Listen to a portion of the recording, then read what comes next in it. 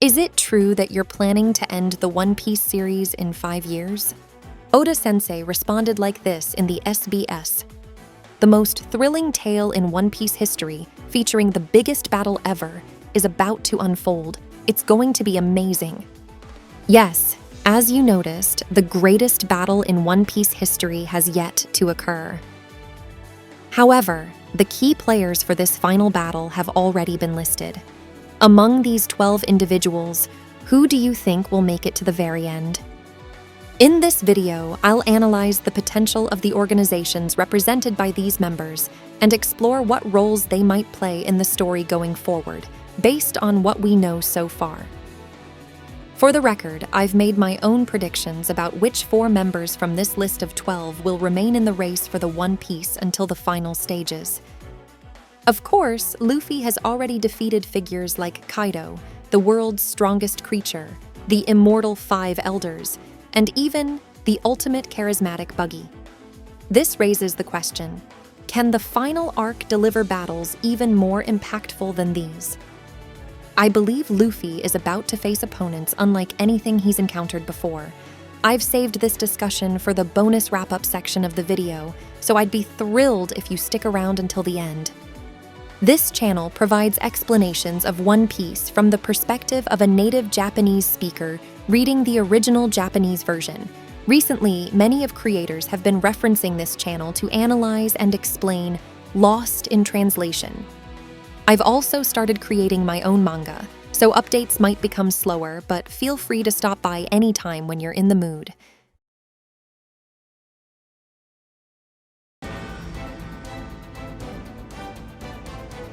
Let's start with Luffy and the Straw Hat Pirates.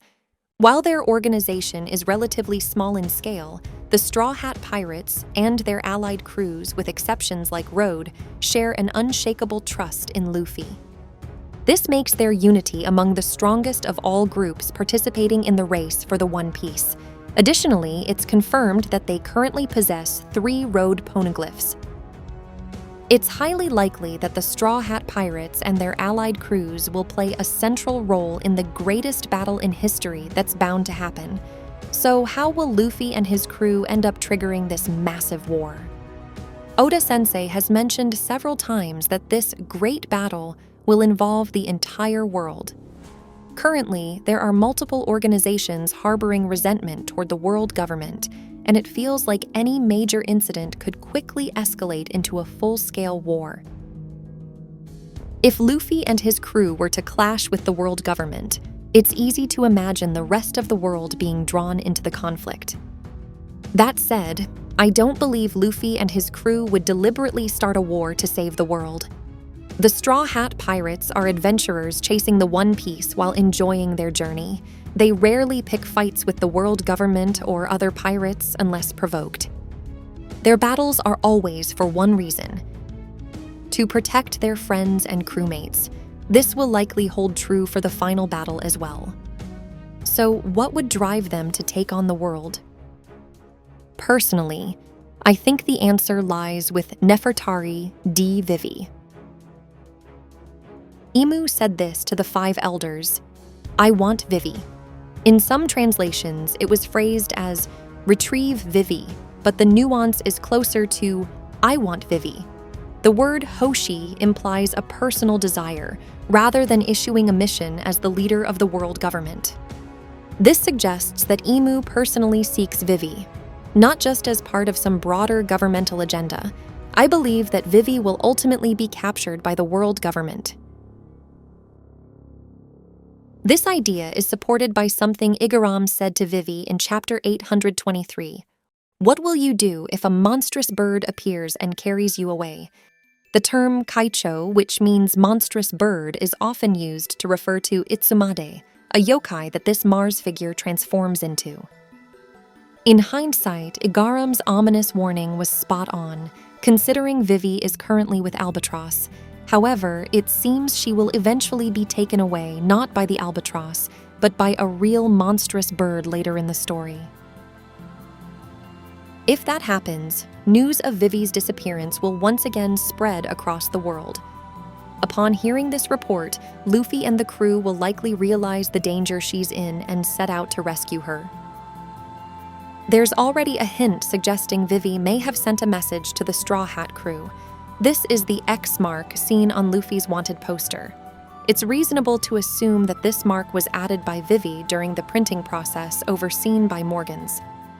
While it's clear that Vivi and Morgans don't see eye to eye, she has no safe haven given that she's being pursued by the world government.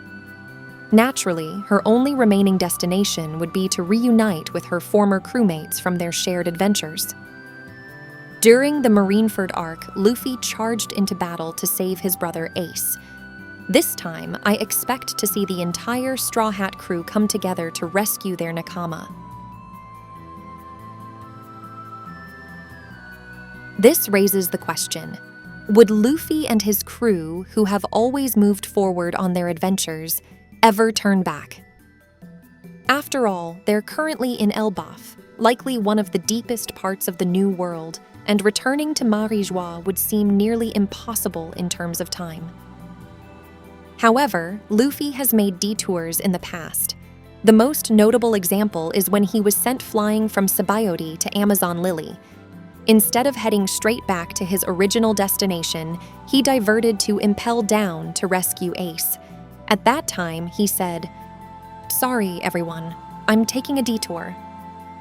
This shows that Luffy has a personality where he prioritizes saving the people he cares about over his journey. This has been demonstrated numerous times throughout the story. According to Madame Charlie's prophecy, the day will come when a man wearing a straw hat destroys Fishman Island. While it's still unclear if this refers to Luffy, he did promise Shirahoshi to take her to the forest on the surface. This makes it highly likely that Luffy and his crew will eventually head to Fishman Island and the area around Marijois one final time. So if they do decide to return, how would they get to Marijois? One possible scenario is that Elbaf's heavenly realm is connected to Sky Island, providing a route to Marijois. Urouge, who hasn't yet interacted with Luffy, was also recently on a Sky Island, suggesting a connection between the Giants of Elbaf and the Sky Islands. Even the Sunlight Tree Eve has the ability to carry light from the surface down to 10,000 meters below sea level. This makes it plausible that the Treasure Tree Atom's roots could also reach deep beneath the ocean. If that's the case, there might be hidden routes through these roots that could be used for navigation. Such a path could provide an unexpected way to reach their destination.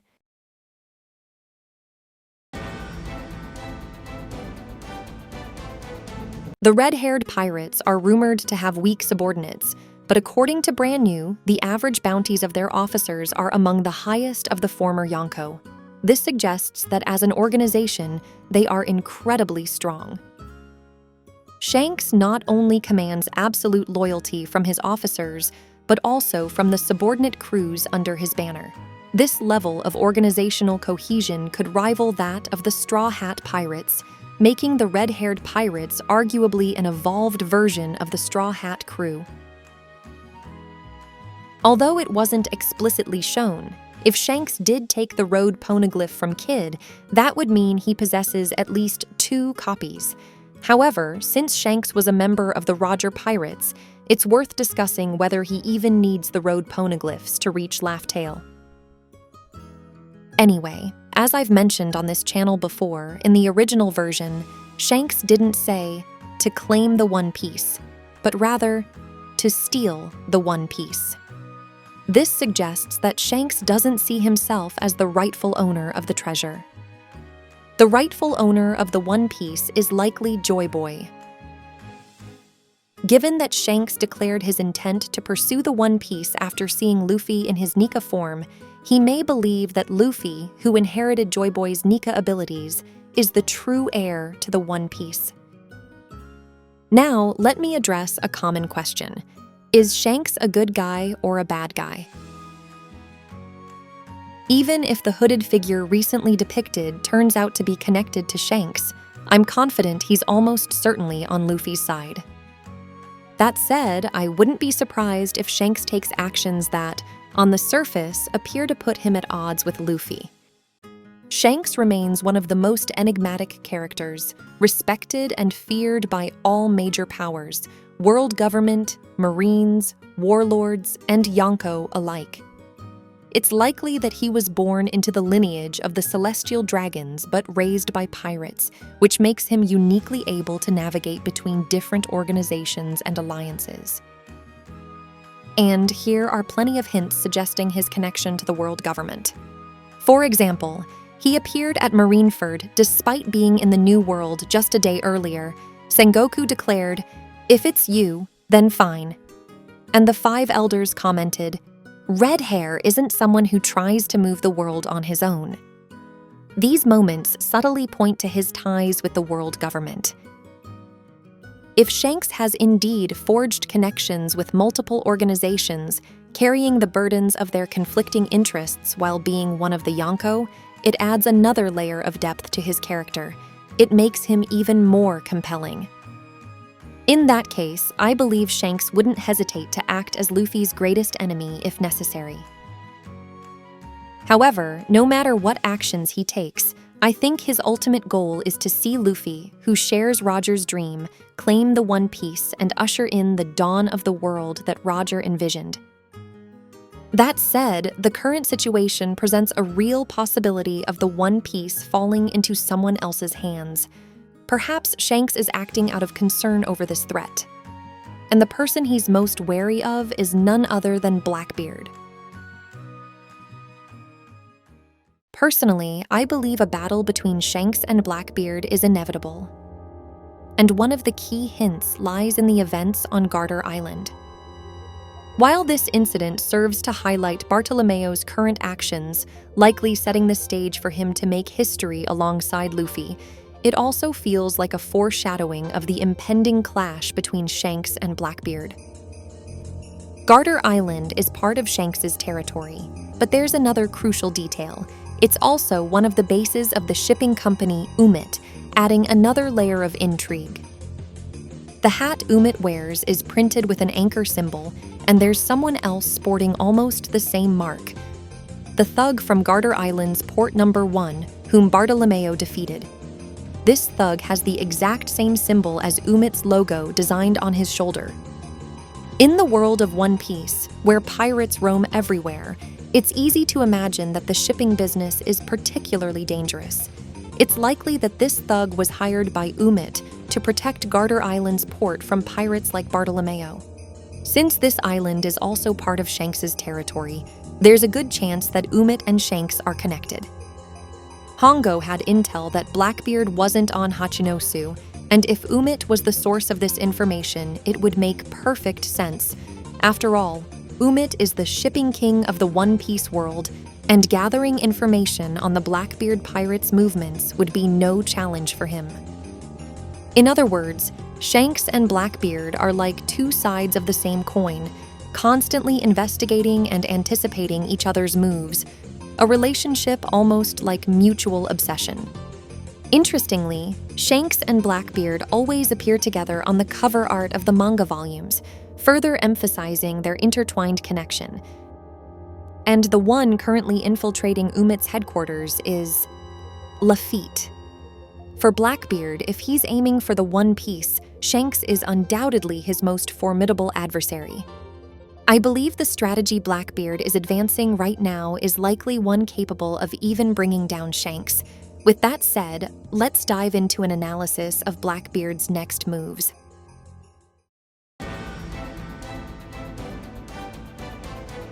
At Jump Festa, Oda-sensei made the following comment. Meanwhile, something unusual is happening across the world's seas. That man is stirring things up. While it's entirely possible he was referring to Buggy or Dragon, I personally think the most exciting storyline would involve Blackbeard being the one to disrupt the world. The Blackbeard Pirates are a group bound together primarily by mutual interests rather than loyalty. Compared to the Straw Hat Pirates or the Red-Haired Pirates, the crew's loyalty to Blackbeard as their leader appears lower, especially outside the core 4 original members. This lack of unity is a noticeable contrast to other pirate crews.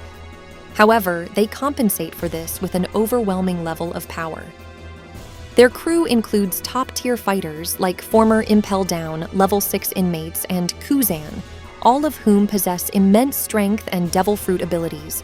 Among the organizations vying for the One Piece, the Blackbeard Pirates arguably have some of the highest raw military power. Additionally, each of the commanders leads their own ship, and the fact that pirates from around the world are gathering on Hachinosu demonstrates the sheer scale of their operation as a pirate crew. Regarding the poneglyphs, if they've taken them from the Heart Pirates, they would possess at least 2 copies. Furthermore, since they infiltrated Cacao Island, it's plausible that they may have stolen Big Mom's poneglyph as well. If that's the case, the only one left would be the final poneglyph rumored to be held by the man with burn scars. There's also the possibility, which I didn't mention earlier, that Shanks already has a connection to the man with the burn scars and might already be in possession of that poneglyph. If so, this would give Blackbeard a clear reason to engage Shanks in battle, making such a confrontation all the more likely. In fact, at the December 2023 Jump Festa, Oda-sensei also mentioned, "There will be a fight over that thing."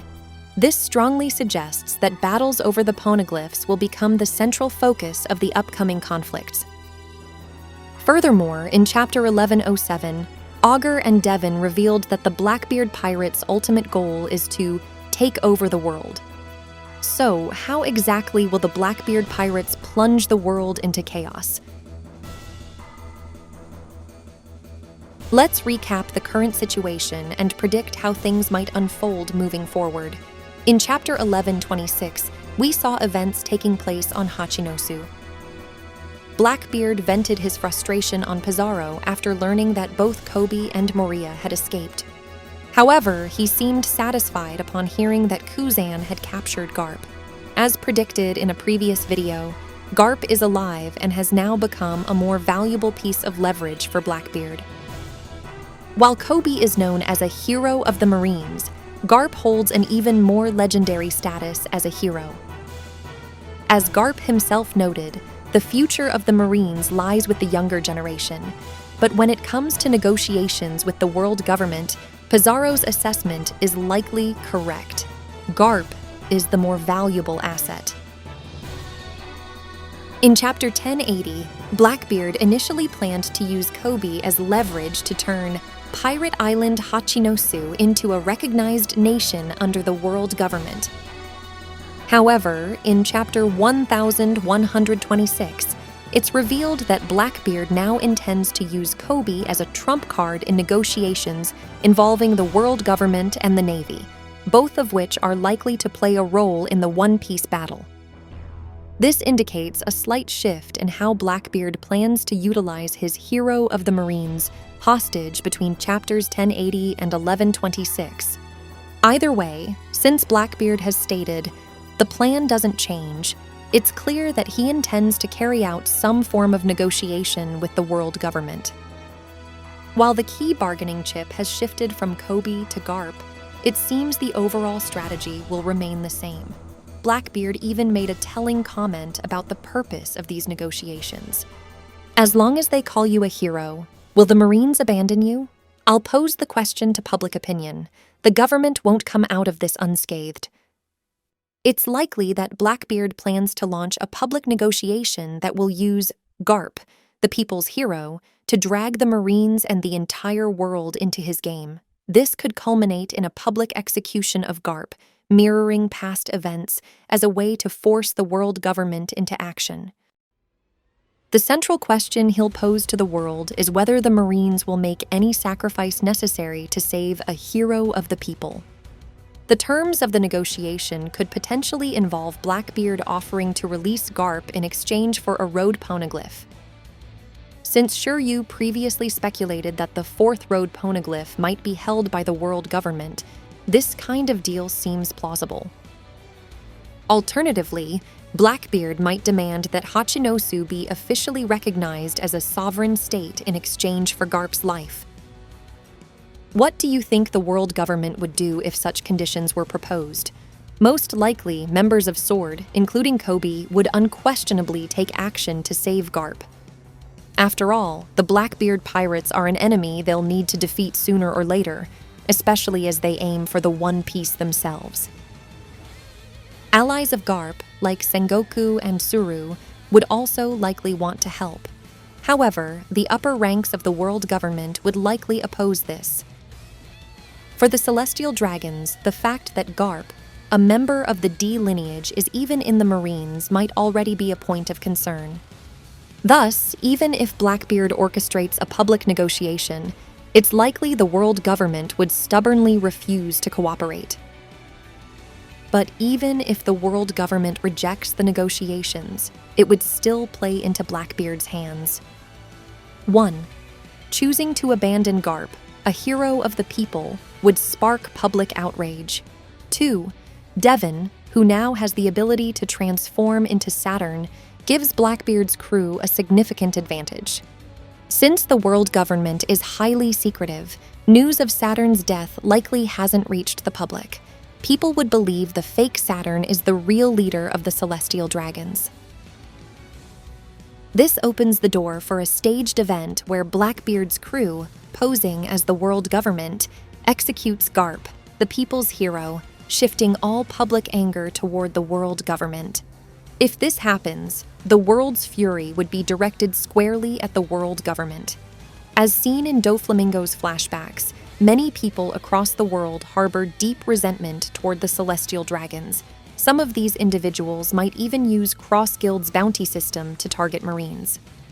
Among these citizens, the strongest may use the funds from Cross Guild to acquire powerful weapons, turning to violence in their search for safe havens amidst a crumbling world. This could bring about the dark world Dragon has long feared. In this chaos, the Blackbeard Pirates would likely take the opportunity to launch an all-out assault on a weakened Marines, aiming to destroy them completely. I believe there's a strong possibility that the Blackbeard Pirates could ultimately bring down the Marines. On top of that, Blackbeard holds a significant card, the information about the ancient weapons that Caribou possesses. Behind the scenes, he could easily send individuals suited for covert operations, like Shiryu or Augur, to Wano or Fishman Island to forcibly acquire an ancient weapon. If that happens, I personally think it will mark the beginning of Blackbeard's era. Should Blackbeard claim the One Piece, I believe this person would be the first to take action to stop his rampage.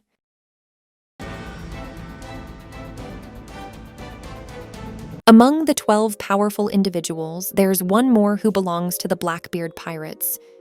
Yes, it's Kuzan. There's been a lot of speculation about him. Theories about him being connected to the Revolutionary Army or Sword are popular worldwide, and Japan is no exception. You hear those theories all the time here too. Personally, though, I think he doesn't have any particular ties to any organization. Oda-sensei had this to say about Kuzan joining the Blackbeard Pirates. I think Kuzan sees joining a pirate crew as more about living freely than committing crimes. That said, as a member of the Blackbeard Pirates, he's still caused harm to others. So, Kuzan's current situation is that he's part of this pirate crew in pursuit of greater freedom. That being said, considering what he told Smoker, it's clear his true feelings haven't changed. I believe he's simply taken a different approach to pursuing his own sense of justice. In other words, he's cut ties with the constraints of an organization and shifted toward realizing his justice through living freely. In fact, it's because Luffy and his crew are free from the chains of the world government system that they were able to risk everything to get their crewmate back. Watching this battle up close, Kuzan must have realized firsthand that having a free position is essential for staying true to his own sense of justice. But here, a big question arises. Why did Kuzan specifically choose to join the Blackbeard Pirates? Sure, part of it might be the sheer luck of Blackbeard running into a heartbroken Kuzan at just the right moment, but there must have been another reason behind his decision. Considering how he told Smoker, I'm just doing my own thing. It's clear he hasn't abandoned his sense of justice. While we don't know exactly what his justice entails, looking at moments like saving Tonjit at Long Ring Long Land or his shock at Sakazuki's attack on evacuating civilians in Ohara, it feels like Kuzan aims for a world where ordinary people can live in peace. It seems Kuzan came to believe that finding the One Piece himself was the key to achieving a peaceful world. Given that he was close friends with Saul, there's a good chance they reconnected while Saul was hiding in Elbaf. If that's the case, Kuzan likely learned about Vegapunk's research on O'Hara's documents and the conclusion that obtaining the One Piece could determine the fate of the world. Perhaps Kuzan decided that he needed to take possession of the One Piece to reshape the world himself. This would give deeper meaning to his statement, "O'Hara isn't gone yet." It could be interpreted not just as a reference to Robin surviving, but also as a hint that O'Hara's knowledge lives on in the form of a library carrying on its legacy. Another factor might have been his determination to prevent the One Piece from falling into the hands of dangerous pirates. If that were to happen, the world could descend into even greater chaos than it already faces. Ironically, the Blackbeard Pirates, the very crew that approached him, seemed like the perfect means to achieve all of this. At the time Kuzan joined, Blackbeard hadn't yet been recognized as one of the 4 emperors. However, Blackbeard was already a significant threat to the world, and with Kuzan's strength added to the crew, they were more than capable of holding their own against the other emperors. It's likely that Kuzan, while earning Blackbeard's trust, started focusing seriously on securing the One Piece. I think, deep down, Kuzan has a plan in mind. The moment the Blackbeard Pirates get their hands on the One Piece, he'll betray them, catch them off guard, and take it for himself. By doing so, he not only uses the power of a formidable pirate crew to claim the One Piece, but also eliminates one of the most dangerous pirates in the process. However, I don't believe things will go that smoothly. As mentioned earlier, Oda-sensei has already stated that Kuzan, as the 10th ship captain of the Blackbeard Pirates, has caused harm to civilians. In many cases in this story of One Piece, characters who have inflicted significant harm on others eventually face their own reckoning. Because of this, I predict that Kuzan will attempt to ambush Blackbeard after he secures the One Piece, pushing him to the brink of defeat. But just when he's about to succeed, Kuzan will fall short and be defeated instead. That's the kind of twist I think awaits him.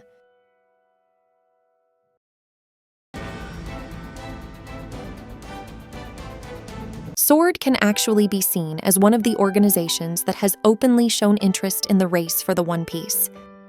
To be honest, the structure of SWORD as a unit is still a mystery. Based on the impression we've gotten from Kuzan, it's possible there are more members than the ones we've seen so far. But since this isn't clear, it's fair to assume they're a small elite group compared to other, larger organizations. However, their actions, like storming Hachinosu to rescue Kobe, show that they share a unified sense of justice, and their cohesion as an organization appears to be quite strong. As for the road poneglyphs, there's been no indication that they've been collecting them, so for now, it's safe to assume they have none. That said, considering Drake infiltrated Wano, it's possible they might have obtained a copy of Wano's poneglyph. So, what role will they take in the race for the One Piece going forward? Let's start by looking at the scene where everyone reacts to Vegapunk's broadcast. What stands out is one particular line from Kobe. "We have to stop Luffy-san." Personally, I don't think Kobe means he's planning to prioritize taking Luffy down over other pirates. Rather, I think he's expressing that what they, as SWORD, need to do might end up standing in the way of Luffy's dream. In other words, this line seems like a way to make it clear that SWORD, as an organization, intends to participate in the race for the One Piece. This interpretation is supported by Kujaku's reaction to Vegapunk's broadcast, where she said, "It's our turn now." Now, let's go back to the start of the Great Pirate Era. The root cause was Roger's declaration that he had left behind a massive treasure on Laugh Tale. If that's the case, one might think the world government could simply take possession of the treasure and make it public, and that would solve the problem. But they didn't, and there must be a reason for that. I believe the world government has its own agenda. If the Marines were to reach Laugh Tale, the history they've worked so hard to keep hidden would be exposed, potentially destabilizing their power. On the surface, the Marines has always explained their reluctance to confront the Four Emperors by saying it's to avoid large-scale wars that could result from such clashes. But I think there's a deeper reason. It likely has to do with the fact that each of the Four Emperors holds a road poneglyph. The world government must have avoided allowing the Marines to come into contact with the emperors out of fear that information about the poneglyphs and the One Piece could spread among their soldiers. Such knowledge could lead to doubts and distrust toward the government itself. That's why they've deliberately kept the Marines away from the Four Emperors whenever possible. This sets up an interesting scenario where Sword, being the only group capable of acting independently of the world government's orders, might actually outmaneuver the pirates and claim the One Piece first. It's possible we could see Kobe going head-to-head with Luffy, but I believe in the end they'll end up fighting together. After all, Kobe once said this after witnessing the corruption of figures like Captain Morgan and the Marines who threatened innocent civilians. I can't stand seeing a Marine like this. I'll become a true Marine, one who's truly just like Luffy will become the Pirate King. Kobe even shouted, "Take down these kinds of Marines," making it clear that he's willing to go against the Marines themselves if they threaten the people he's sworn to protect. I can't help but imagine an epic moment where, after learning the truth about the world government, Kobe turns to Luffy and says, "Luffy-san, take this government down."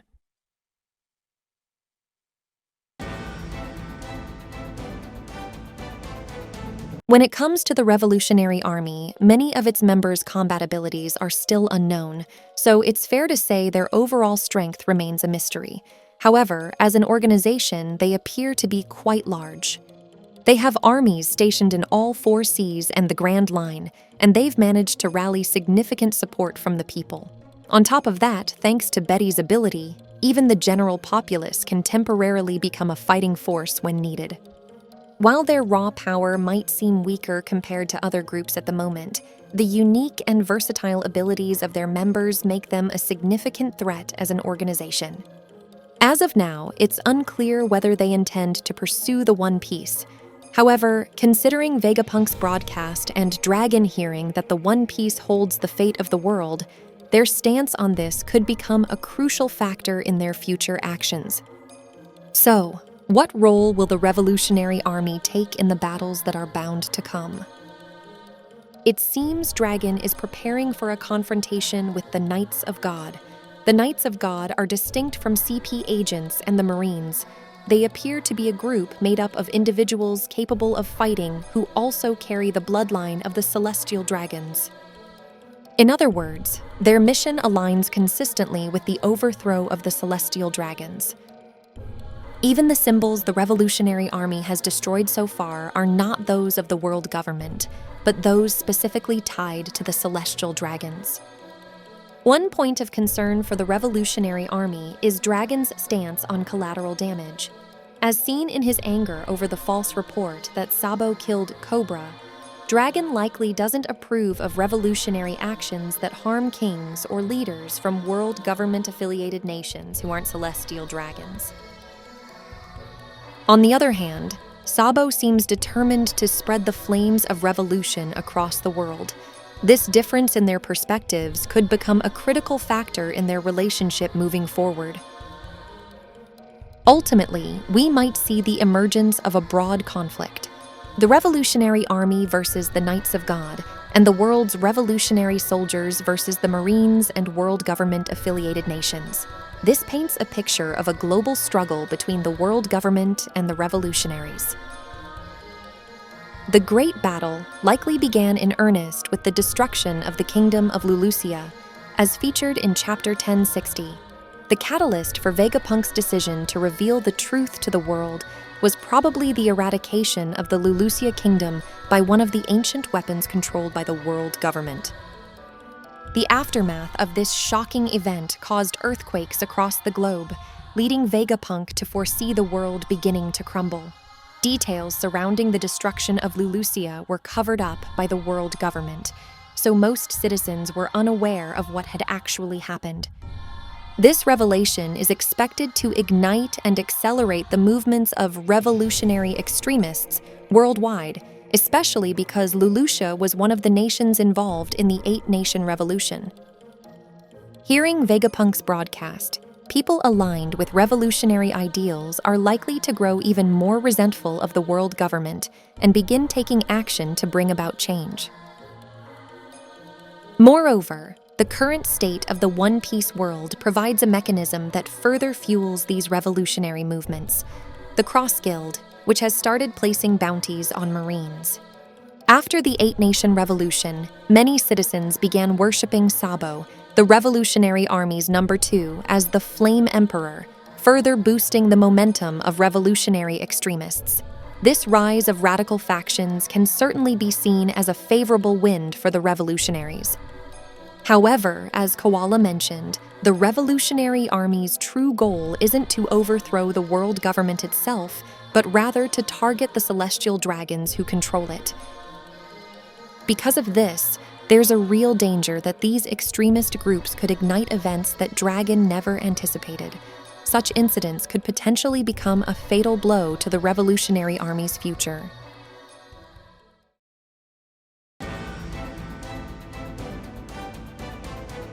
The Cross Guild appears to be the realization of a company Crocodile originally envisioned.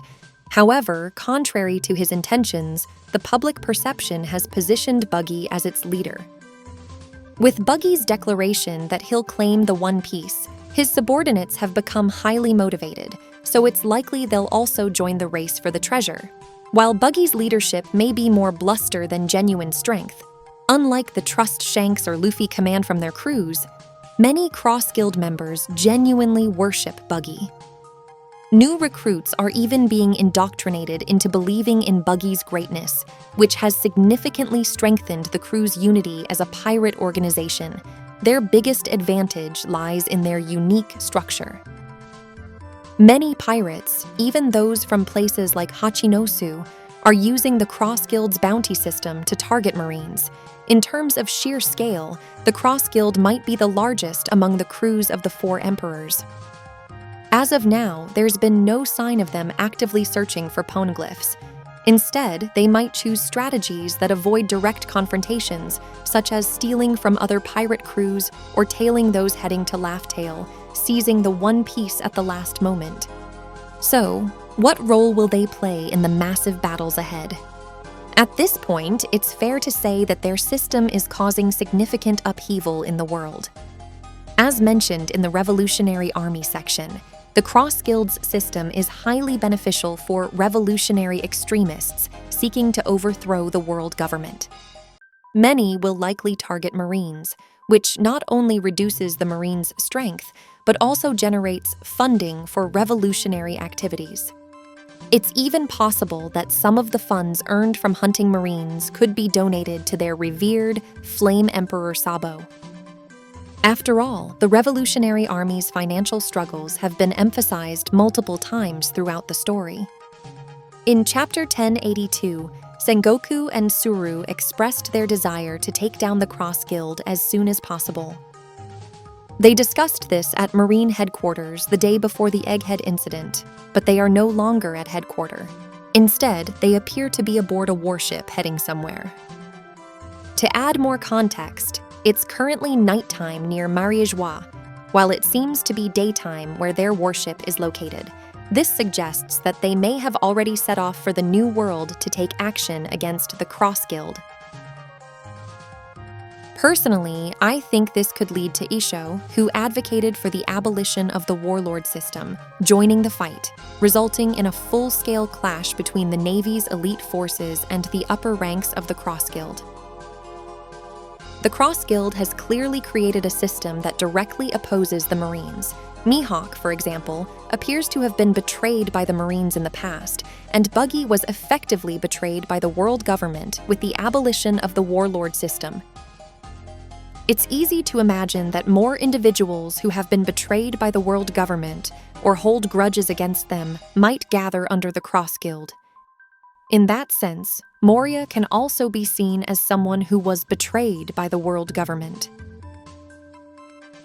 Interestingly, in the Weaver Card series, there were concept designs showing characters like Perona and Moria potentially being linked to the Cross Guild, Mihawk's beloved ghost girl and Kaido's long-faced former rival. This makes their eventual alliance a real possibility. If that's the case, we might actually see the day when these 5 characters come together.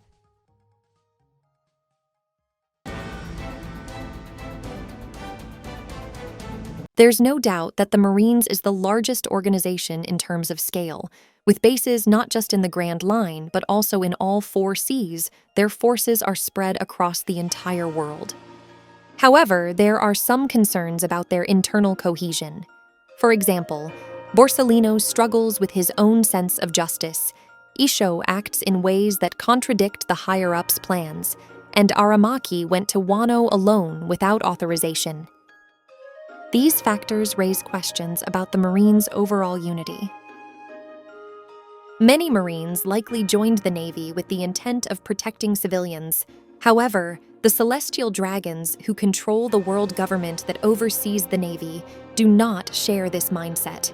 As Saturn referred to humans as bugs, it's clear that those at the top care little for the lives of ordinary citizens. Currently, Marines face a constant risk of being killed due to the Cross Guild's bounty system targeting them, even if they are protecting civilians. This has brought them to a critical point where they must each question what true justice really means. Is it prioritizing the lives of civilians, or the complete eradication of the world government's enemies? As the battles unfold, I believe the Marines will split into 2 factions: those who remain loyal to the world government and those who follow their own sense of justice. Some may even choose to join SWORD.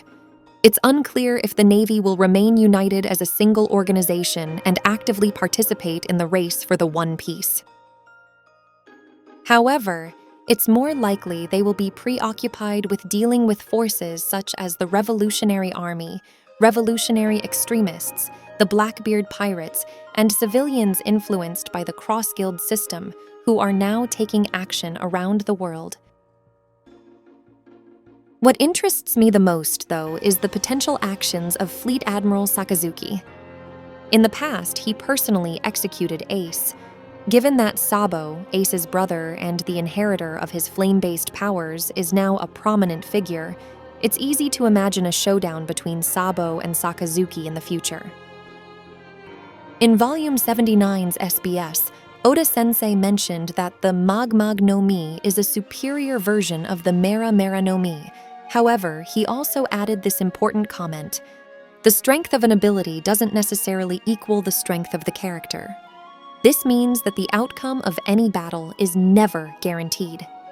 While Sakazuki seems like a bad matchup for Sabo due to their abilities, Sabo's Dragon Claw Fist and other combat skills might allow him to fight on equal footing with Sakazuki. And it's not just Sabo who has ties to Sakazuki. There's also Dragon, the leader of the Revolutionary Army, who was revealed to have been affiliated with the Marines in the past. Their connection might add another layer to the coming battles. Sakazuki and Dragon are both 55 years old, and the fact that Sakazuki deliberately refers to Luffy as Dragon's son strongly suggests they were either contemporaries in the Marines or possibly rivals. It's possible that Dragon's disillusionment with the Marines' sense of justice was influenced by Sakazuki's extreme ideology, his belief that evil must be eradicated at any cost, even if it means sacrificing countless lives. Recent One Piece chapters have touched on the past relationships between characters like Kuzan and Garp, as well as Borsalino and Sentomaru. This makes it likely that the story will eventually delve into the history between Sakazuki and Dragon as well. Perhaps after a flashback revealing Dragon's time in the Marines, the stage will be set for a long-awaited battle between these two powerful figures.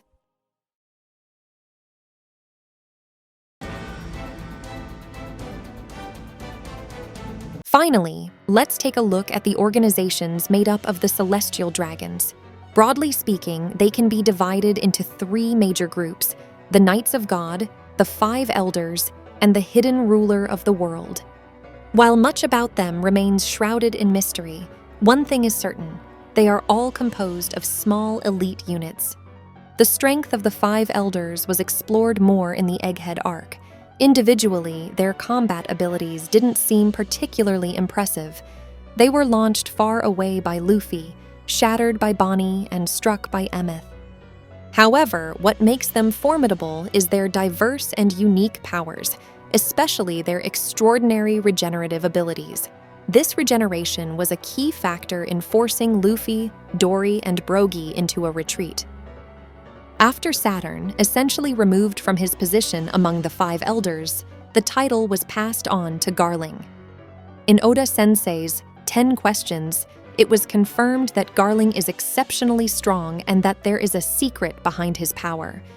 While it's hard to predict just how powerful he is from the information available, it's safe to assume that while he may not surpass the Four Emperors, he likely possesses strength comparable to theirs. The Celestial Dragons, as descendants of the original 20 rulers who created the current One Piece world, appear to have a strong sense of unity. However, it's only natural that some among them might not be pleased with Saint Nerona being at the top. One intriguing possibility is that the Figureland family, with their notable strength and long-standing position within the Knights of God, might be plotting to seize power. This potential internal struggle for dominance and influence among the Celestial Dragons could become a key point of interest in the future. Now, do they possess any road poneglyphs? Unless they made copies before they were liberated by Lily, it's unclear whether they have any. There are lingering questions about why they haven't actively sought to collect them. Now, let's analyze how the Celestial Dragons might act in the massive battles to come.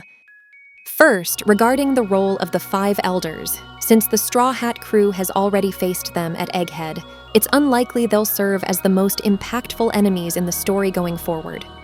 From a narrative perspective, I believe the spotlight will shift to Im as one of the most formidable foes in the upcoming battles. I suspect Imu will eventually reclaim all the powers of the Five Elders, transforming into a force that shakes the entire world. I discussed this in detail in another video, but I think Saturn's ability to wield various special powers might stem from Imu sharing a portion of their abilities. It's likely the other Five Elders have also received unique powers from Imu, and this distribution seems to occur at Imu's discretion.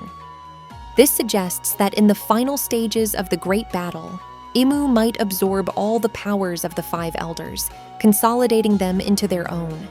This would lead to the creation of a complete Imu, who would stand as the ultimate and most powerful enemy. Another intriguing element is the mysterious silhouette of a certain individual, whose identity remains unknown. Considering Figureland Garling's promotion from the commander of the Knights of God to one of the Five Elders, it's possible this shadowy figure could take on the role of the next leader of the Knights of God and play a significant part in the final battle for the One Piece. Given the Five Elders' use of magic circles to transport themselves, it's plausible that they or their forces could be sent to various locations to face different factions under Imu's or the Five Elders' orders. This opens the door for diverse confrontations across the One Piece world as the final conflict unfolds.